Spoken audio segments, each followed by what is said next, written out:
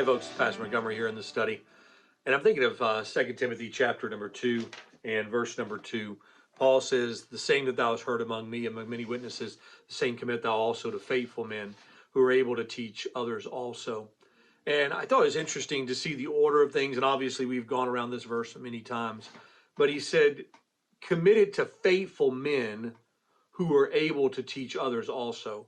And I thought that it was interesting to me that when we're looking at this, that the attitude of the person or the outlook of the person, the character of the person preceded the aptitude of the person. That he said, I'm looking for faithful men who are able to teach. And so what we need before we need ability to teach is we need faithfulness. And God's called us, moreover, it is required of a steward that a man or a woman be found faithful. You know, when I think about attitude matters so much. Somebody said a long time ago, attitude determines altitude. But you know, attitude is about my heart on the matter. Aptitude is what I'm able to do. Motive is why I do it. But attitude is how we do the work. I liken it to a child cleaning a room. A child has the aptitude to clean the room. In other words, they're able to clean the room. They have the physical ability to do it. But they don't always have the right attitude when they're going about it.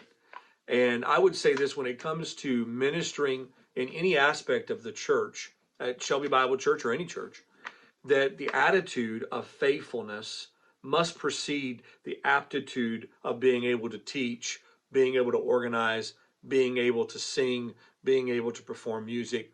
All of those things has to follow attitude. Attitude precedes.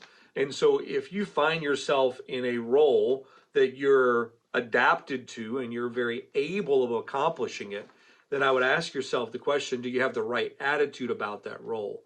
And if we're looking for somebody to fill a role, then we don't want to ask ourselves, in other words, first off, can they do this job? But do they have the right spirit? And then once we find a list of candidates that have the right heart and the right spirit, then we ask, can these people who have the spirit of faithfulness do this job? And so we're looking for people who are faithful, who are able to teach. And so I think that's what we want to drive into our own hearts. Are we being faithful? Are we having a heart of faithfulness? Not are we qualified to do the work? Because faithfulness or attitude must precede aptitude. All right, hope it'll be an encouragement to you. We'll see you next time in the study.